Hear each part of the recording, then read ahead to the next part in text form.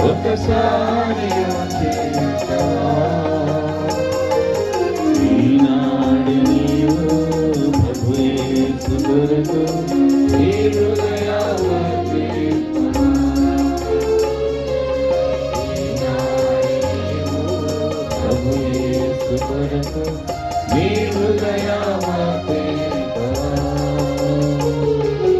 నీలోన తాను నివసింపగోరి దినమెల్ల చేసాచెను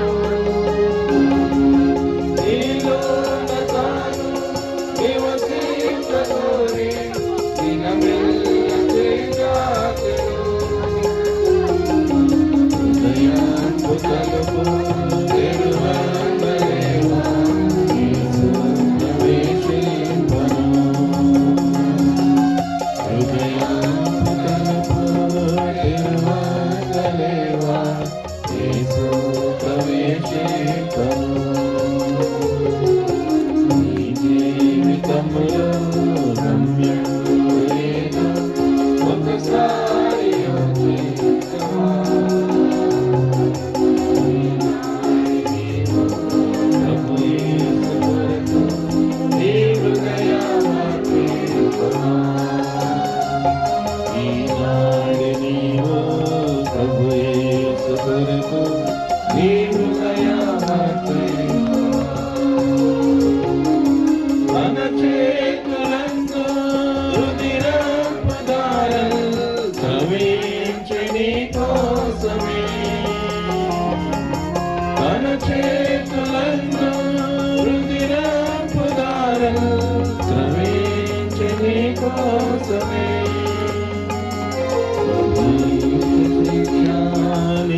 కోసమేగా ఒకసారి గమనించవా భరించ శిక్ష నీ కోసమేగా ఒకసారి గమనించవా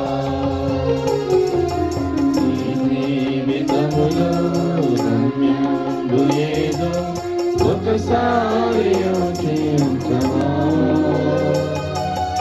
ఈనాడు నీవు ప్రభు యేసు కొరకు నీ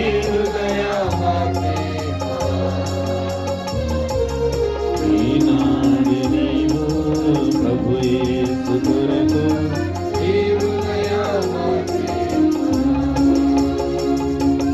ప్రభు యేసు నిన్ను సంధించినట్టే సమయము ఈనాడుగా ప్రభు యేసు నిన్ను సంధించినట్టే సమయము ఈనాడుగా ఈ చోట నుండి ప్రభు యేసు లేక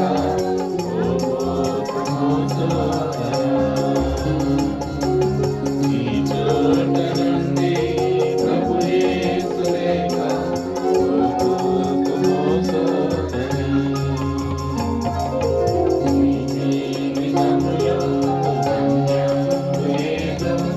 ఒకసారి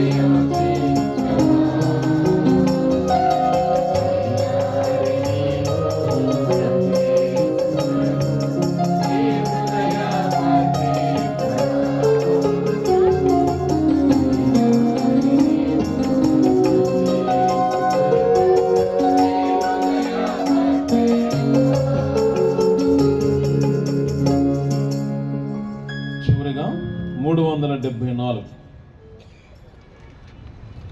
పాత దాంట్లో 371 ఇంకా పాత దాంట్లో 736 ఎవరో తెలుసా? యేసయ్య.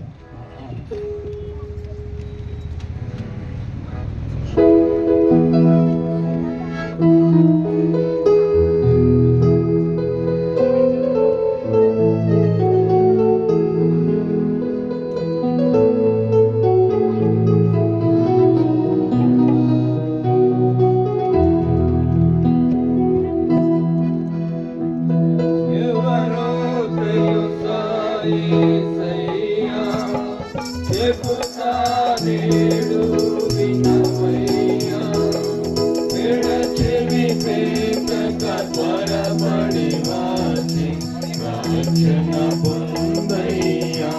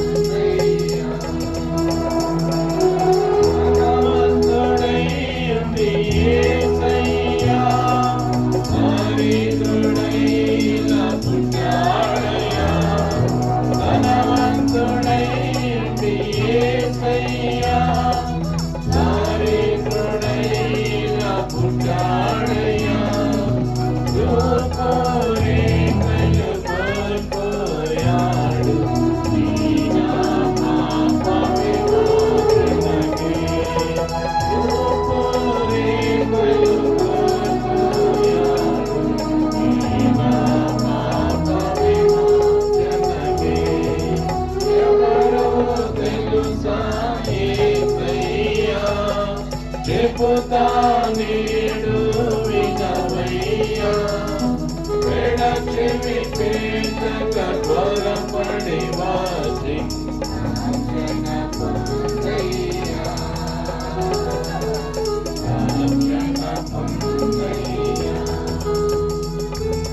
పాపుల రక్షకుడే సయ్యా కాచెను రక్తము పాపులకై పాపుల రక్షకుడే సయ్యా కాచెను రక్తము పాపులకై అనదరి చేరిన పాపులనెల్ల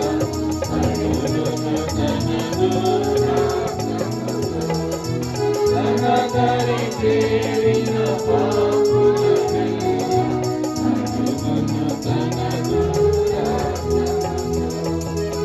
ఎవరో తెలుసా యేసయ్యా చెబుతా నేడు వినవయ్యా ఎడచెవి పేదక త్వరపడి వాసి రక్షణ పొందయ్యా రక్షణ పొందయ్యా యేసే దేవుడు ఎరుగవయ్యా రాజుల రాజుగా వస్తాడయ్యా యేసే దేవుడు ఎరుగవయ్యా రాజుల రాజుగా వస్తాడయ్యా నమ్మిన వారిని చేర్చును పరము నమ్మని వారికి నరకమేగా నమ్మిన వారిని చేర్చును పరము నమ్మని వారికి నరకమేగా ఎవరు తెలుసా యేసయ్యా చెబుతా నేడు వినవయ్యా ఎడచెవి పేదక త్వరపడి వాసి రక్షణ పొందయ్యా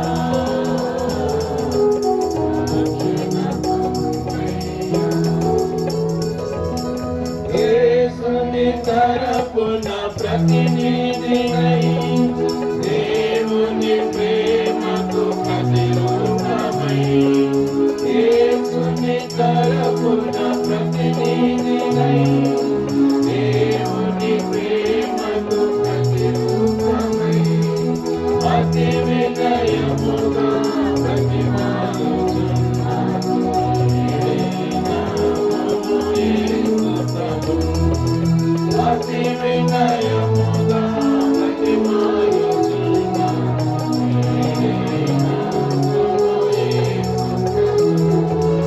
ఎవరో తెలుసా యేసయ్యా చెబుతా నేడు వినవయ్యా ఎడచెవి పేదక త్వరపడి వాసి రక్షణ పొందయ్యా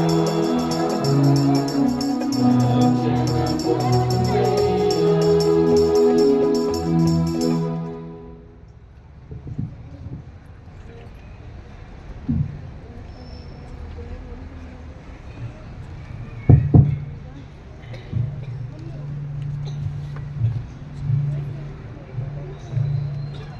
హలో హలో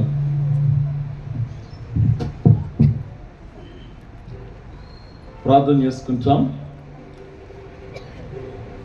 ప్రేమ కలిగిన యేసుక్రీస్తు ప్రభువా, ఈ సమయంలో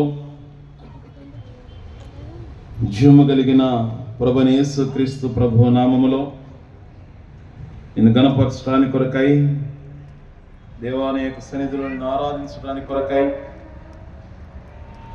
నీవు ఇచ్చిన విలువైన సమయాన్ని బట్టి స్తోత్రములు. అలాగే ప్రభువా, నీవే మాతో ఉండి నీ యొక్క కృపను గ్రహించి నీవే నడిపించుము. ప్రభువా, నీవే బలపరుస్తారమని ప్రార్థన చేస్తుంటున్నావు. నీ యొక్క శిలువ కార్యము జరిగించు. నీ యొక్క శిలువ స్వరాన్ని ప్రభువా వినిపించు. నీవే మాకు సహాయం చేయమని, అలాగే ప్రభువా మరి యొక్క ట్రాన్స్లేషన్ విషయంలో కూడా ప్రభువా నీవే కనికరించి ముందుకు నడిపించమని యేసుక్రీస్తు ప్రభువు నామములో ప్రార్థించి అడిగి వేడుకుంటున్నాం మా తండ్రి, ఆమేన్. ధ్యాన ప్రసాదం.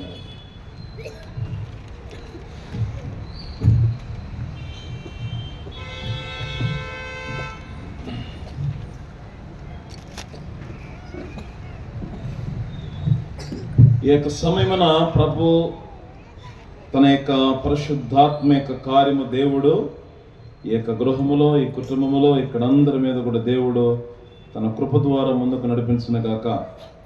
इस समय इस घर में रहने वाले लोगों और यहाँ पर इस इलाके में रहने वाले लोगों के साथ और हम सबके साथ यीशु मसीह उनके अपनी कृपा हम सबके साथ रहने का है. ఎలాగున దేవుడు ఈ యొక్క క్రిస్మస్ సందర్భముగా తన యొక్క రాజ్య సువార్తను ప్రకటించడానికి కొరకై దేవుడు యొక్క తరుణం ఇచ్చినవాడుగా ఉంటున్నాడు. जैसे ही परमेश्वर ने हमको एक ऐसा हम लोग को मौका दिया कि इस वक्त में हम उनके राज्य के बारे में हम सबको हम लोग उसके सुसमाचार को हम लोग सबको बता पाए. ఎన్నో స్థలముల్లో ఇలాంటి అవకాశం లేకుండా పోతా ఉంటుంది. कई जगहों में अगर हम लोग देखेंगे तो ऐसे मौके तो नहीं मिल पाएंगे. కాబట్టి దేవుడు తన యొక్క కృప ద్వారా ఈ యొక్క పరిచర్యను ప్రభు ఎంతగానో ముందుకు నడిపిస్తూ ఉంటున్నాడు.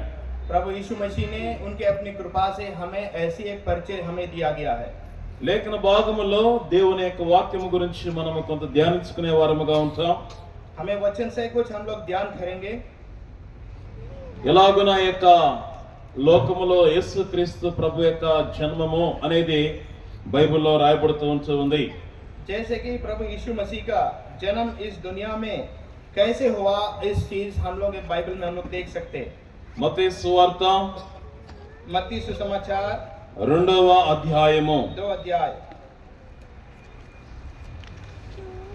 మత్తయి సువార్త मत्ती सुसमाचार 2 अध्याय మొదటి నుంచి కొన్ని వచనాలు చదువుకుంటాం. पहले से कुछ वचन हम लोग आगे बढ़ते रहेंगे. రాజధాని హేరోదు దినముల యందు యూదా దేశపు బెత్లెహేములో యేసు పుట్టిన పిమ్మట ఇదిగో తూర్పు దేశపు జ్ఞానులు యెరూషలేమునకు వచ్చి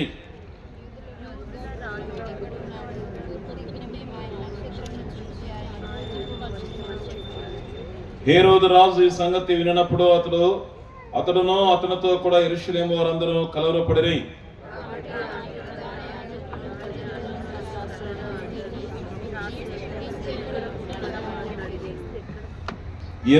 అందుకు వారు యూదా బెత్లెహేములోనే ఏలైనగా యూదా దేశ బెత్లెహేమా, నీవు యూదా ప్రధానులో ఎంత మాత్రమునో అల్పమైన దానవు కావు.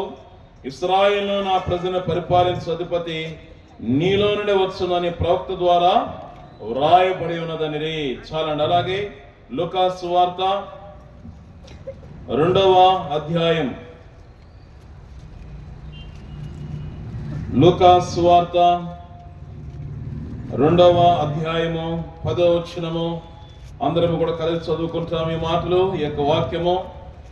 అయితే ఆ దూత, భయపడకుడి, ఇదిగో ప్రజలందరికీ కలగబోవు మహా సంతోషకరమైన సువర్తమానము నేను మీకు తెలియజేస్తూ ఉన్నాను.